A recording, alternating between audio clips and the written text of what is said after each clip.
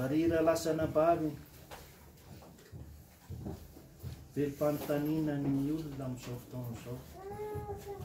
Maro tsy ny eto amin'ny firenentsika ihany fa manerana an'izao tontolo izao ty dia lasa saina ihany ny olona hoe ahoana ny efaran'ity zao tontolo izao ty. Fa miratsy dia miratsy tokoa izao fiainana izao. Eny eto amintsika ara dia tena mahatsiravina mihitsy miforongatry ny von'olona isan-karazany, ny fitaka isan-karazany, ny fankahalana tsy resahana intsony moa ny ara-politika fa na ny olona samy ny olona ary misy fankahalana mahatsiravina mihitsy amin'izao fotoana izao, misy fialonana. Ary eo koa ny olona izay mirehariha ny harena kely izay ananana izy. Eo ny sasany manao tsinitsinina ny sasany mihitsy. Ary mampalahelo ary dia tena misy tena tafiditra amin'ny zavatra fahasahiranana tanteraka mihitsy noho ny asoparan'ny sasany amin'izao fotoana izao. Rentsika daholo zany amin'ny haino aman-jery, amin'ny zavatra rehetrarehetra izay azona vaovao, fa misy zavatra be dia be, ny zavatra tsy rariny intsony eto ambonin'ny tany. Na ny eto na ny anan-dafy mikorotana ity zao tontolo izao ty raha lasaina bavy. Mikorotana ambony ambany mihitsy ary manontany tena ny olona hoe hialatsiny kely fa misy kohaka kely aho fa nandika kely ny lalan'ny fahasalamana fa mihinana zavatra glasy dia mangateka loatra dia tena dia lasa misy kohaka kely fa afaka ihany ao amin'ny anarany Jesosy.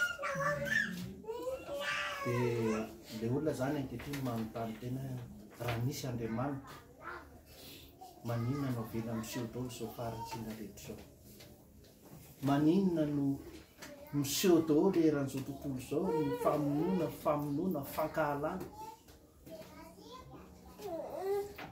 Ary zava-doza ary amin'izao fotoana izao dia ireo firenena lehibe manerana an'izao tontolo izao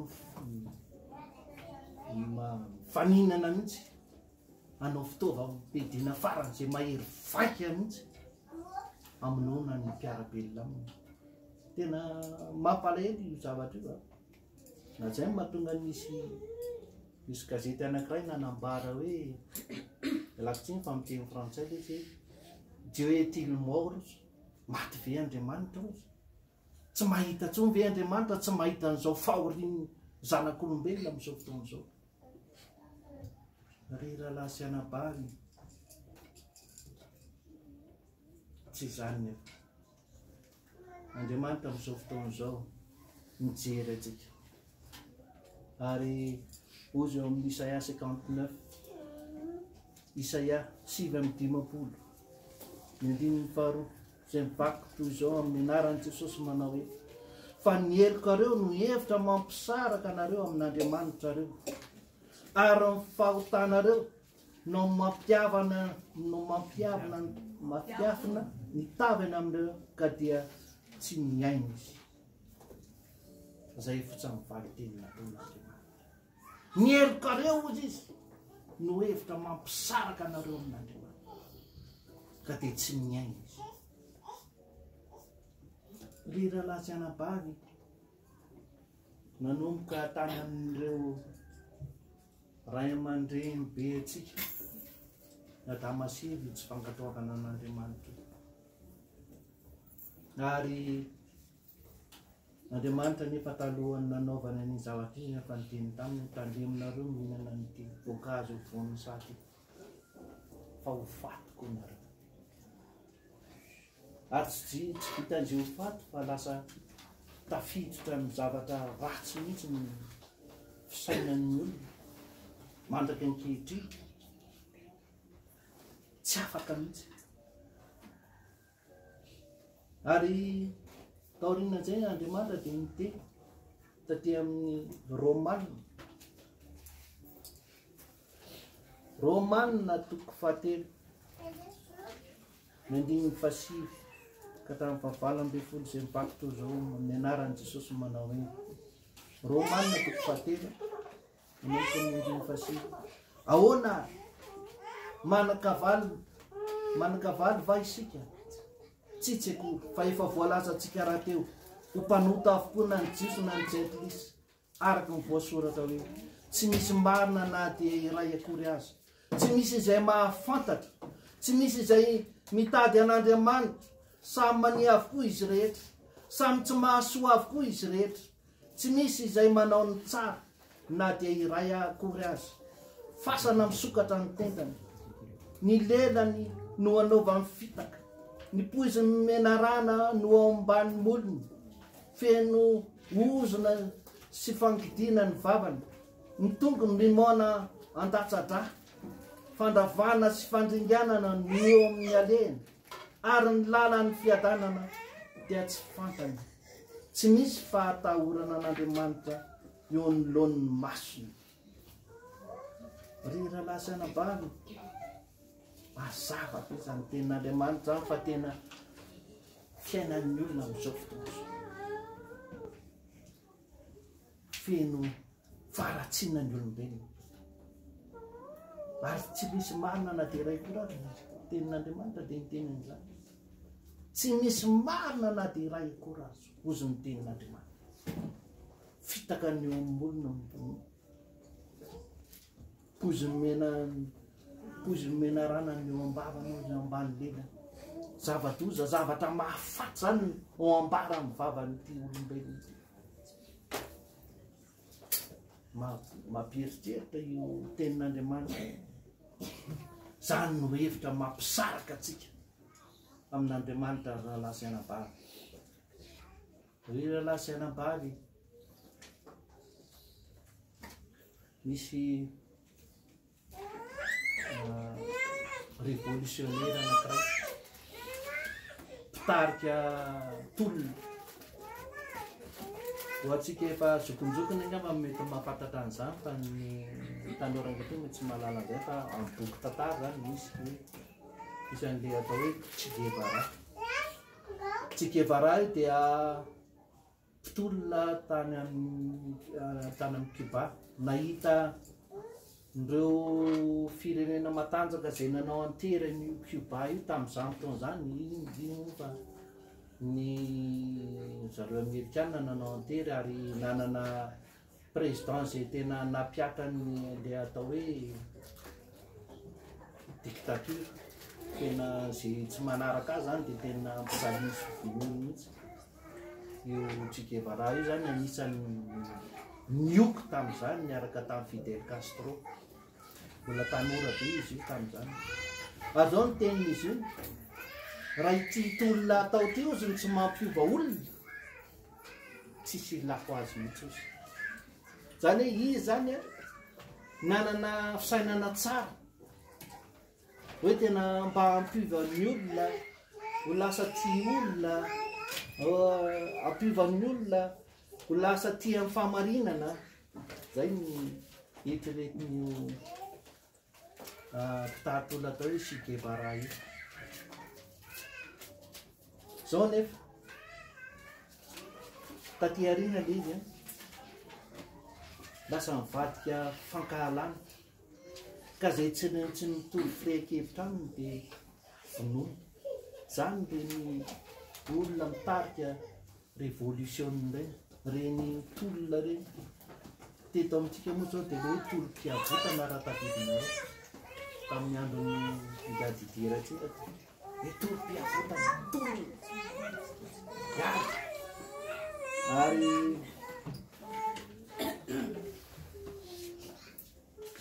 izy ireny koa dia ahoana reny fomba nidikako azy amin'ny teny gasy, idéologie manana ny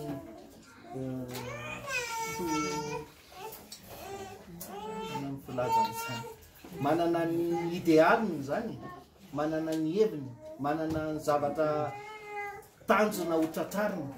Zay ngamba ny azoko hanazavana azy kokoa. Ka reo mpitaritolona rehetrarehetra reo dia ny tena ho zavatra daholo tamin'izany hoe zao dia zao dia nanao an'izay hafana tsy retsaka fa hoe tsara na mataratsika rehetra an'izany satria tantara nisy zany taloha tamin'ny andron'ny tany amin'ny firaisana sovietika izay atahorana veloa amin'izao fotoan'izao zareo Rusia amin'ny bomba atomique tamin'ny andron'ny marxiste ny léniniste dia reo nanao boky mihitsy nanao boky kely reo ary boky zany dia milaza le hoe paradisa sosialisme raha tadidinareo teto koa ara ny filoham-pirenentsika ara dideratsika dia nanao an'izay tia ny asolo ny baiboly zavatra zany hoe ianao raha mamaky an'izay nisy fotoana mba nanomaky an'izay za mbola manana an'izy io dia tena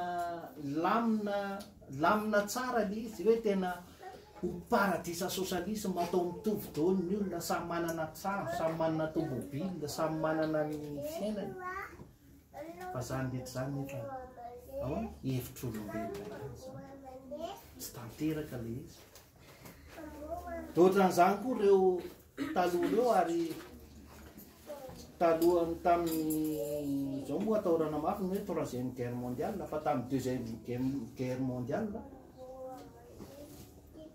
tamin'ny andron'ny Hitler dia misy ale Mein Kampf zay dia karazana zavatra nataony misoratany koa zay dia davy ny asolo ny baiboly koa raha ny hevitra ao anatiny dia ao anatin'izany Mein Kampf zany dia misy tena fankahalan'ny jiosy aloha voalohany io hoe ny hevitry Hitler zany tamin'izany fotoana izany dia ho foanany eto ambonin'ny tany mihitsy ny jiosy rehetrarehetra zay ny tena diony zay zany zao ny tena tanjona tena mitratrarany miara-mahitsika fa tsy vita izy nanao azo hafa ny Hitler namonina fitaovam-piadiana natsiravina be mihitsy ary namonina eritrereto fa 6 millions de juifs maty tamin'ny gera faharoa tsara ho fantatritsika kristianina zany aza manao hoe tokony tsy miditra amin'izany tsika fa reny ny tena lalantsika amin'ny fahamarinan'ny tenin'Andriamanitra zay najekanao satria voalaza amin'ny tenin'Andriamanitra mila mamaka tsara tsika mampiorina finoantsika fa tsy mino foana fotsiny hoe mino a dia mino fa tsy zay mila mamaka tsara mihitsy ianao ny amin'ny finoana ao anatiny ahoana tokoa reny ahoana reny tantara reny nakaizany efa reny zao feno fankahalany reny anany président nany amerikana na ninona dia zao any amin'izao tontolo zao reny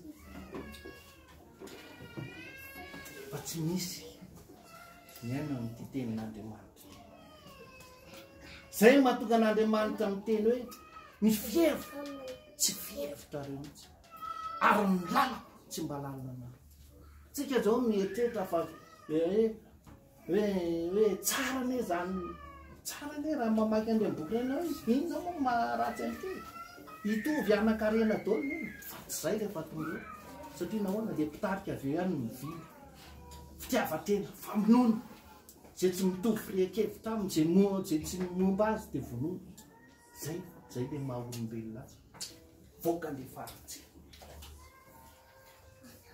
re raha lasy anambary ozy ny tenin'Andriamanitra ao amin'ny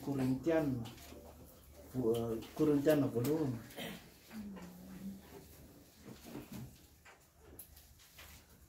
boky voalohany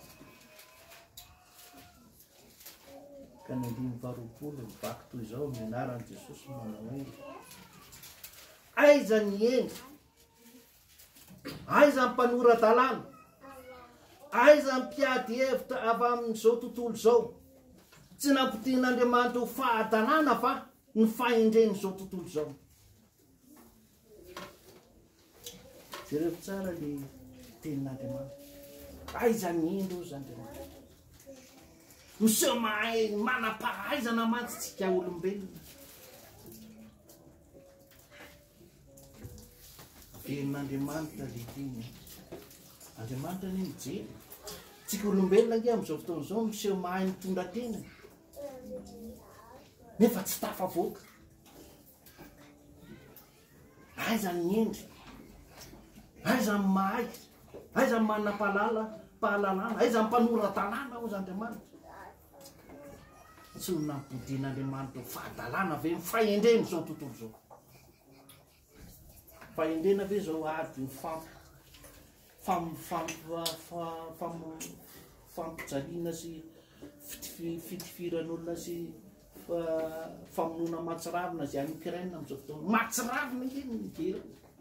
Misy reportage hitako fa tena faty zany. Hatramin'ny zaza amam-behivavy bombardeny zareo piteny. Tsisy fitsitsina ain'olombelona misy, tsisy tsony. Raha nefa tsy mijovana ain'olombelona zany. Mampalahelo. Zay le fahendreny zao tontolo zao. Ry apprécien'ny Amerikanina moa ty miaro ny tanin-drazana. Alefa daholo io OTAN hoy eo. Valena. Lazaiko anareo. Am'izao tontolo zao tontolo. Fahendreny zao tontolo zao reny. Ka moa jereva am'izao fahendreny zao tontolo zao. Mihoatra amin'ny anantsika. Mbo fantatrareo fa tsara mba ho fantatsika fa ny budget ataon'ny Amerikanina ao anatin'ny taona ray ary tato ato ary izy ohatra amin'ny efa nataony x2 may izy amin'ity adiny ihany to fa 400 milliards de dollars ny vola natokany Amerikanina anaovana fitaovam-pidiana isa-taona. Vola be matsiravina ane zany. Matsiravina n'izany vola zany. Atao iny. Tsy mba nianasoa antsika zanak'olombelona fa anaovana famonoana. Anomanana ady. Mampalahelo ane. Fa raha zany vola zany moa no hifanampiana ny tany mahantra rehetrarehetra. Manahoana raha manana fankatiavana, manana fitiavana Kristy ao anatin'ny foniny ao anatin'ny olona. Manahoana tsy mitsara, tsy mila an'izany ady zany, tsy mila an'izany anina rehetrarehetra. Ry rahalahy sy anabary. Zao ihany lazaiko ty tenin'Andriamanitra ty ihany. Ty irery ihany. Matoa mandrika ankehitriny mbola toriana enonao eto androany. No manana maro. Fa reny adalàna zao tontolo zao. Fa fahadalan'Andriamanitra ozy ny tenin'Andriamanitra dia amin'ny fotoriteny. Tian'Andriamanitra vonjena daholo ny zanak'olombelona. Miasa izy, mitondra ny teniny izy, ho zaraina amintsika. Ampaherezana atsika, halalantsika marina. Ny amin'ity tenin'Andriamanitra. Ry rahalahy sy anabavy tsy nahita aloha hoe tika le olona na avy namaky boky mena, na avy namaky ny boky Lénine, na avy namaky boky matematika, na avy namaky bokin'izao tontolo zao, na boky fianarana dia lasa niova amin'ny fony, lasa olom-baovao. Tsy nahita an'izany. Fa zavatra hitako dia ty. Ny olona rehefa tena mandray ny tenin'Andriamanitra, miova amin'ny fony, miova amin'ny fisainana, miova amin'ny fanahiny. Ary anjakan'ny tenin'Andriamanitra izy. Ny tenin'Andriamanitra ty nge rahalahy sy anabavy ka mitondra fiainany, mitondra fiainam-baovao, mitondra fanovana, mitondra fanavaozana. Ho an'ny tsirairay. Fa maninona no halantsika zanak'olombelona le tenin'Andriamanitra raha tsy mamaky akory. Nalahelo Andriamandeha. Za moa manana compte FB zay fijery avako zavatra satria indraindray misy olona mifanoratra amiko. Dia variana nahita an'ity tao amin'ny FB any andafy amin'izao fotoana zao dia misy tanora maro alaina daholo ny tenin'Andriamanitra io. Baiboly zany alaina dia dorana manao challenge mihitsy zareo amin'izany. Zava-dozana zany. Tenin'Andriamanitra dia hodorana. Dia faninanana mihitsy le izy. Zava-doza amin'ny tany zany. Ry rahalahy sy anabavy any amin'ny Amosy any amin'ny boky Miamosa toko fahavalo izay nandininy vary laza fa isy mosary mafy mitambony tany ary zao za mosary zany tsy fanirikanina ozy fa iny tsy fahitana ny tenin'Andriamanitra tsy ho hitanao tsony baiboly iny ray andro any teto amintsika teto amin'ny firenena teto nalaza mihitsy le misy mividy lafo be le baiboly ary dadany le izy fa fetsy izy a ohatra ianao hoe diny lafo be mihitsy le izy amina million mihitsy mividianany azy fa raha baiboly vaovao no entinao dia tsy mividy izy fa le baibolinao le tahirinao any an-tranonao iny no vidin'ireo inona ny dikan'izany analana ny tenin'Andriamanitra ao anatin'ny tokantranonao afoizanao vola ny tenin'Andriamanitra azy eo aminao zay ny tanjon'ireo olon'ireo zany hoe Satana amin'ny mampanao ny zavatra ary vola be mihitsy no atao sasany manao hoe amitika ty dia vidy vaovao ianao mivarotra mandray vola amin'ny tady betsy efa fa vita contrat amin'ny Satana tenin'Andriamanitra no amitinao azonao vola sarotra mihitsy amin'izao fotoan'izao raha latsana bava fitaka isan-karazany taony ty Satana teto amin'izao tadiny tena amerezana atsika zanak'olombelona mihitsy izy zay nampatonga ny tenanao ny tenin'Andriamanitra ndray andro tany ivelany ty zahatry zao ty andeha nitory tany amin'ny toerana anankiray ty pasteur anankiray ty dia zao rehefa ody izy mitondra tomobily le pasteur misy jiolana anakany izy telolaro eo jiolaro tonga dia nambena amin'ny basy pasteur enjany ny pasteur tsy afaka anay toerana mangizy izy avy mitory dia zao nalay ny dolo nindahany dolo pasteur natany amin'ny akanjo rehetrarehetra mivola tany amina dia lasa zareo nandeha velomy ny tomobily pasteur eo dia zao no nataony le anankiray nalainy le baibolin'ny pasteur dia ozy izy efa lasa zany zareo amle tomobily be hoe le baiboly zany mitondrony dia inona nataon'le pasteur azy tsy nanozona le pasteur na nyteny ratsy azy na nanana azy fosy pasteur mba vakio iny zany nataon'le pasteur mahagaga ny tenin'Andriamanitra ndray andro le pasteur nanao fitoriana teo amin'izay tanàna anankiray fitaona la tatateo andreo misy olona anankiray nanatona azy lehilahy izy io nanatona azy nanao vita le fitoriana da nanatona azy pasteur ozy tadidiko ozy pasteur tena tsy tadidiko anao isa moa anao ozy pasteur ozy izy hoe za le anisan'le jiolana nakananao tarena izy tany ananina tamin'izao taona ozy taitry pasteur fa zao ozy izy enao le niteny hoe mba vakio iny dia mizaho ozy naniany ananao hoe le baibolinao dia enao izy niazakazaka nanao hoe mba vakio iny lasa tao anaty hoe olona izay efa nondana ve nampijaliana teo mbola noetiko ny baiboliny mbola nitenina vita niteny hoe mba vakio niasa tao anaty le teninao izy ary zao rehefa nienao izy dia mba namaky any ny tenin'Andriamanitra lay teninao izy ty le izy sady navokany ty le baibolinao mbola tsy misaraka amiko mandrapikidy jereo amin'izany lasa olom-baovao le olona lasa zanak'Andriamanitra reo namako rolao izy zay niaraka tamiko tamin'io mbola nitoy ny asa nataony any kanjo tratran'ny polisy ireo voatifitra ireo mifarana azo maty daholo za rery sisareo tamin'io ve satria noho ninona noho ny tenin'Andriamanitra mitsahatra tamin'ilay asa ratsy izy. Zay le izy. Ny tenin'Andriamanitra manova fo, manova fiatsika. Lasa olom-baovao le olona. Tsy ho lahy izy taloha mpanakan-dalana. Zay.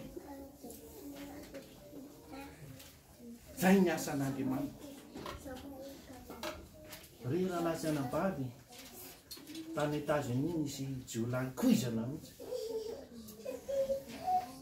Izy io dia tena sady tireur d'élite izy io, fa tena matiny daholo, fa izy kinga be mihitsy raha moka basy ary farany diaingana indrindra raha ity, fa azo voatifitra ny tonga dia vita tototolo.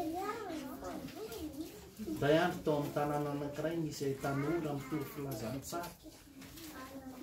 Dia mba nieno izy teo amin'ny varavarankelin'ny hôteliny. Le fitoriana zany ery alavitra ery. Dia nieno izy. Dia nahavariana azy, naliana azy le tenin'Andriamanitra izay nitorian'ireo tanora ireo. Lasa izy nanatona tena. Rehefa nieno ny tenin'Andriamanitra eo teo io jiolahy io. Jiolahy tena rain-tany, tena faly sady izy manan-karena be satria izy tena mpangalatra tsy hevitra be. Niova amin'ny fony. Rehefa niova amin'ny fony, inona nataonao zareo? Asa izy nakany amin'ny pôlisy. Miditra tao amin'ny pôlisy izy. Andro tena any. Fa amin'ny pôlisy vao nahita azy tonga dia nanao ohatran'izao daholo. Ny pôlisy izay nahita azy tao. Natahotra azy daholo satria izy tena tsisy hevitra be. Tonga ho izy lavoleko. Fa lasa olom-baovao. Jesosy ny atanàko. Vonina ao izy izy. Niatrika amin'ny fitsaran'ny tany. Ratsy vita. Dia ahoana ny hafarany? Io jiolahy mpamono. Lasa tena faran'izay mpitory filazantsara tao amin'le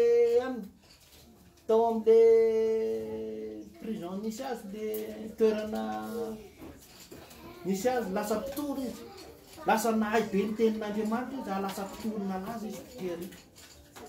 Zany ny fanovan'Andriamanitra na amin'ity tenin'Andriamanitra. Ka nile tenin'Andriamanitra tao hoe aiza ny fanindreny zao tontolo zao. Fanindreny zao tontolo zao raha lasa anabavy dia mitondra makany amin'ny fahaverezana. Amin'izao fotoana izao, raha mahitsika atao foana io lalàna rehetrarehetra. Enjanona foana io lalàna io hoe ahatonga ny olona voafy tsy mampio. Lalàna no herin'io tao izy ny tenin'Andriamanitra. Vao maika ary izy manotaka. Vao maika izay, lalàna no herin'io.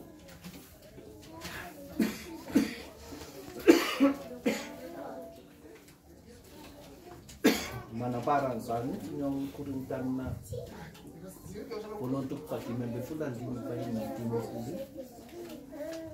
Fa zao ry raha sy anabavy, aiza reo fototsy ny fahatongavan'ilay ratsy ao anatin'ny fony ny zanak'olombelona.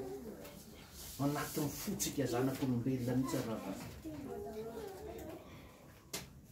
Ao no Jesosy ao anatin'ny fony mipira ny sain-jata. Ny sain-jata ny ratsy rehetra izy. Ao amin'ny Matthieu toko 5:10 izao jerentsika.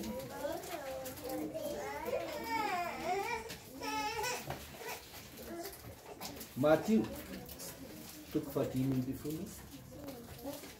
Nandiny 7:20 izay mivaky toy izao amin'ny anaran'i Jesosy.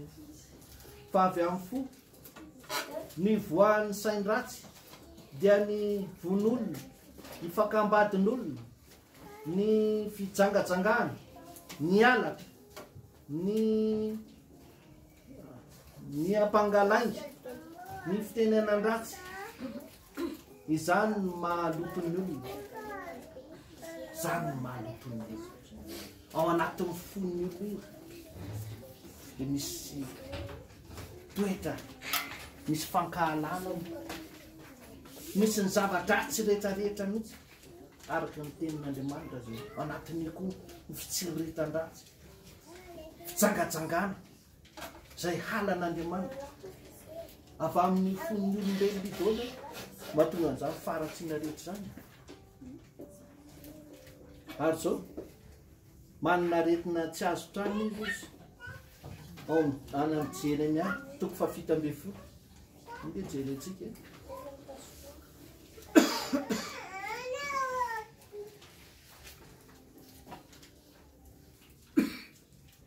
Jeremia toko fafito amby folo ny andininy fasivy.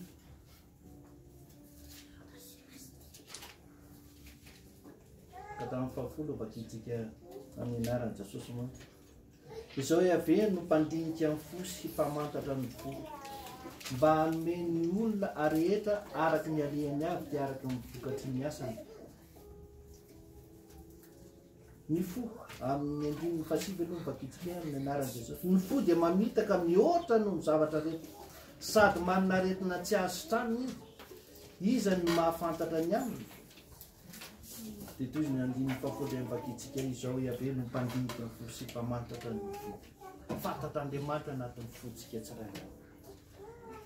Ry ralasy anambary io ny fototra ingan'ny ratsy amin'ny fiainan'ny olombelona. Any amin'ny Genesis moa izy dia ny fisainan'ny fon'ny olona ozy dia ahoana ratsy hatramin'ny fahazazana. Tany amin'ny fahazazana dia ratsy. Ka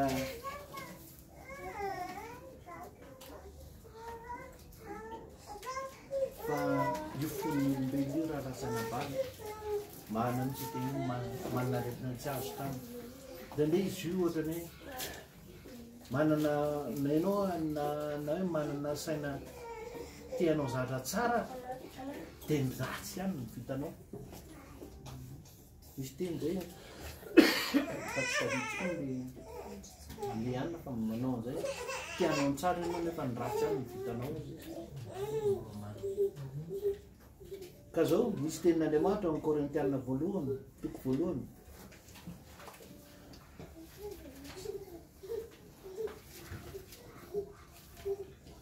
Korintiana voalohany toko voalohany ny andiny paraky amin'ny roapolo.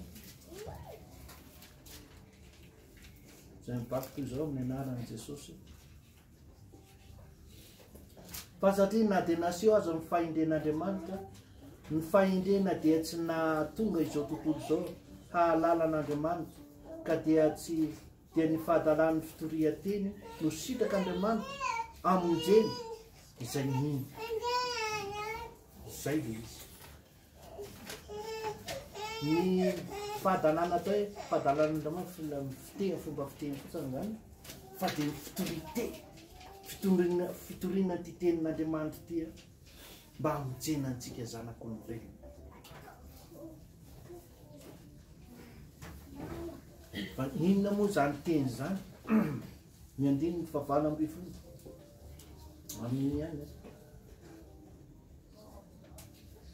dia hiteny fa ny tenina ny azo fijaliana izay fahadalana amin'izay ho very fa herin'Andriamanitra kosa amintsika izay ho vonjena.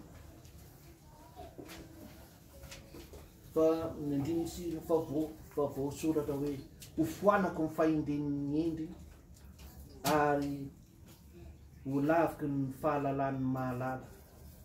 Aiza ny endry, aiza ny mpanora-dalàna, aiza ny mpiady hevitra avy amin'izao tontolo izao tsy nampidin'Andriamanitra ho fahadalàna va ny fahendren'izao tontolo izao. Efa nambara tamintsika fa ny tenina ny azo fijaliana.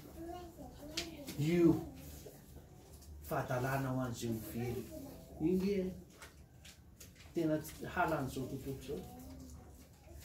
Ianao raha vao mitondro ny famonjen'i Jesosy teo amin'ny azo fijaliana, zay indray fozony sasany zay. Tsy tia fahadalàna ho an'izay ho very fa herin'Andriamanitra kosa famonjena ny fanahany. Tiantsika rahalaza, tiany Jesosy loatra. Tiany loatra tsika rahalaza anambany. Ary io tenin'Andriamanitra io manova antsika olo vaovao. Ao amin'ny Korintiana faharoa andininy fahadimy. Korintiana faharoa toko fahadimy indimy fafito amby folo zay mivaky zao mianaran'i Jesosy milaza hoe koa raha misy olona ao amin'ny Kristy dia olom-baovao izy, efa lasa ny zavatra taloha, indreo efa tonga vaovao izy. Fa izany rehetra izany dia avy amin'Andriamanitra izay mampiavana antsika taminy amin'ny alalan'i Kristy, sady manome anay ny fanompoana fampivavahana, fanompoana fampihavana. Ry lalasianabavy Jesosy Kristy tompo zay voaolo teo amin'ny hazo fijaliana io no nampiavana antsika tamin'ny Andriamanitra raitsy tompoko. Tapaka ny fihavanana ny zanak'olombelona tamin'Andriamanitra, kanefa Jesosy Kristy tonga nofo tetỳ an-tany izy hitady sy hamonjy ny velo. Haitsika loatra zany zavatra zany, fa eritrereto lalina fa tena herin'Andriamanitra famonjeny Jesosy nanoatra an'izao teo amin'ny hazo fijaliana, nampiavana antsika tamin'ny Andriamanitra rehetra teo. Afaka ny izy ny soviana antsika zanak'olombelona, izy ny lasa fanatim-panera, izy tsy nahitana ota natao vanganota teo amin'ny hazo fijaliana. Tsy nanoty Jesosy io lalasianabavy, tsy nanoty io. Misy mpiangana tata amintsika anankiray dia tsy fantatry naninona le raha fa dia olona tena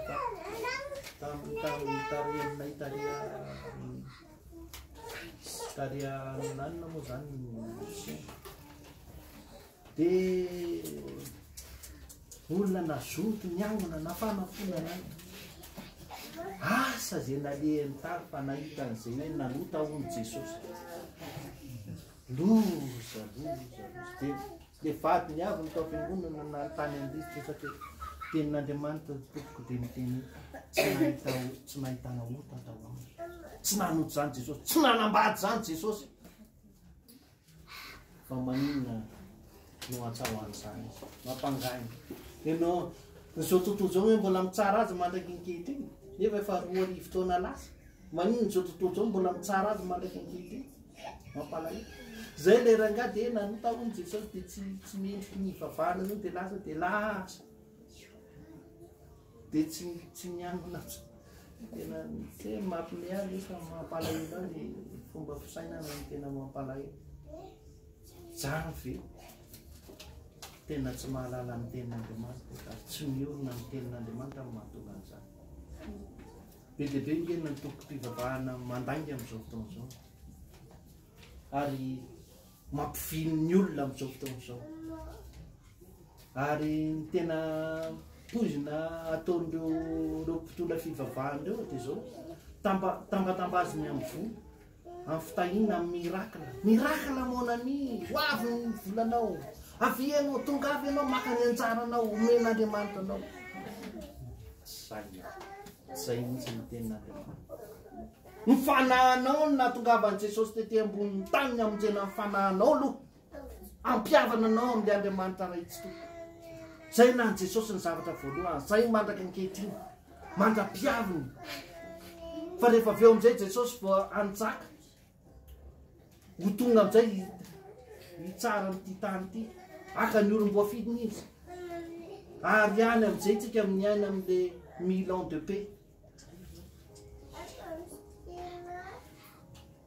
Zay ny tokony fantatsika. Ary Jesosy manomana fiainana mandrakizay ho antsika. Ho avy ahozy izy. Akanareo ndraika mitondra anareo hoany amin'izay toerana. Mba fantatranao moa fa tsara anjelitsika. Toeram-boninahitra manahoana moa zany omen'Andriamanitra antsika zany. Hitsara anjelitsika. Hitsara an'ireo anjelim-piovana ireo raha lasana. Toeram-boninahitra nomen'Andriamanitra, nomanin'Andriamanitra. Inona raha lasana mitiavanao amin'ity zao tontolo izao. Fitaka reny avy zareo reo mantsy le avy any Afrique du Sud reo andreo maka pouvoir. so fotsiny namantaranareo ninonina miteny fa raha vo izy manao an'le de tonga de mienjery reny tonga de miala ao aingana be raha vo reny de manaotra an'izao de mienjery reny daholo ny olona de manao démonstration ny herin'Andriamanitra hono izy de atao ohatran'izao de mienjera daholo le olona asa raha hitanareo reny ana manjery resaka irany an'ireny zava-dotsy reny am'ireny izy mampiditra fanahy ratsy eto amintsika hoe be dia be ny fiangonana manao an'izany sainina fotsiny eo amin'iretsy ihany noho zany manao an'izany daholo reo anina rehetrarehetra dia ianao ampanantenany hoe azo fitaninanao fitaninana matretraka zao tsy izy zay ary eo ny fotoanany amin'eo sa irakirana kely le olona dia eo ny azon'ny fanahy ary miasa mihitsy satana amin'izao fotoana fitana tia ny tadio izy mpanao mazinoara anankiray nitaparesaka tamiko niaraka tao bila tamiko nakany ambatanazaka fa ohatra nataon'Andriamanitra amin'ny teny izy tena mpanao mazinoary ozy izy fiangonana ny anay fiangonana ino fiangonana katolika anay izy reo mpitsara rehetrarehetra reo anay ozy izy tsisy zetsanay ozy izy ary manaky anay bebidolo te ireary amiko izy zany tena tsisy hevitra misy izy zany anay daholo izy zay tiana anaovana an'ireo miamo Jesosy mitazongo anatin'ny foko tsy ho azy izany ary zao zavatra vitan'ny satana nge na eo mpitoeranao reo mibotsinao azy kitafinao feno vola vitan'izany ao anatin'ny segondra kely fotsiny fa asoanao ve zany zavatra asoanao ve raha azonao ary zao tontolo zao asoanao ve zany ry rahalasy anavady amin'izao fiainana amin'izao fotoan'izao be dia be zavatra fantoketan'izao atadio ty izy koa nanombon'i Jesosy ary io tena mamitaka be mihitsy amin'izao fotoan'izao zay tenenako amin'izany tsy mino an'izany satana tompoko dia nanombo nataony hoe zany na asa tsy faritra najana ny tay io nahoanany fa izy koa moa miray amin'ny olona ny zavatra ataony dia miteraka izy rehefa avy eo fa nombony ary nataony hoe Jesosy ny anarany ary io tena mamitaka be mihitsy amin'izao fotoan'izao zay mahatonga an'ireny mpanompo samby be mbo miantso Jesosy koa izy fa tsy Jesosy Kristy avy any Nazarety io antsonina zay nataon'ilay mpanao mazita amiko ny zavatra tsy fantatrareo izy dia misy ange faux Dieu izy faux Dieu izy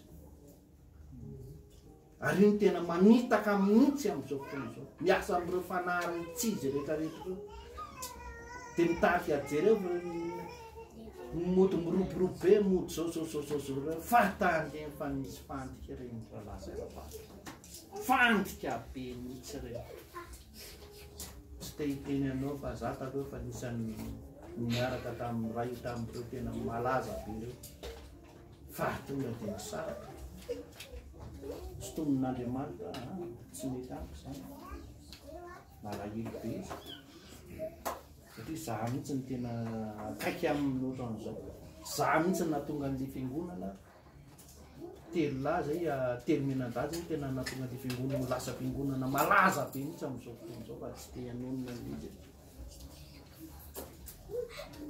satria zao fotsiny izy le zava-panahy zany ny anahako tena zava-dehibe tsy atakaliko vola na atakaliko arena na zavatra n'izao tontolo zao fa ny ahatonga ny olona andray ny famonjena zay ny zava-dehibe indrindra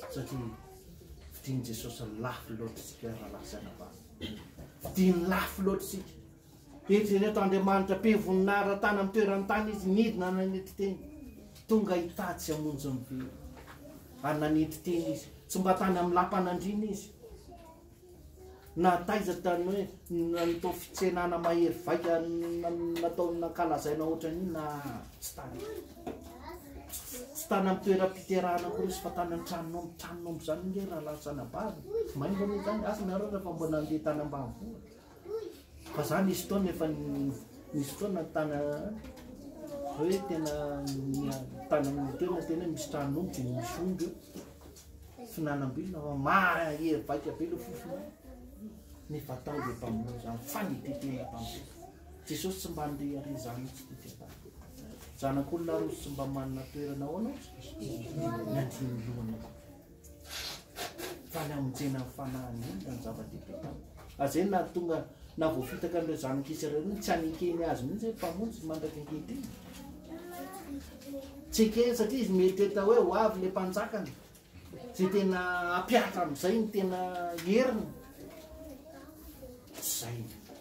zay ny natongavan Jesosy fa hamonjy ny fanahiny olona no zavatra voalohany indrindra taminy ka isika koa ankehitriny ka lasana bary aoka isika iorona ny finoantsika amin'ny famonjam-panahiny nataon'Andriamanitra efa nitanterahany tamin'ny alalan'i Jesosy Kristy ho azy rery any voninahitra ankehitriny ary manak'izay amen.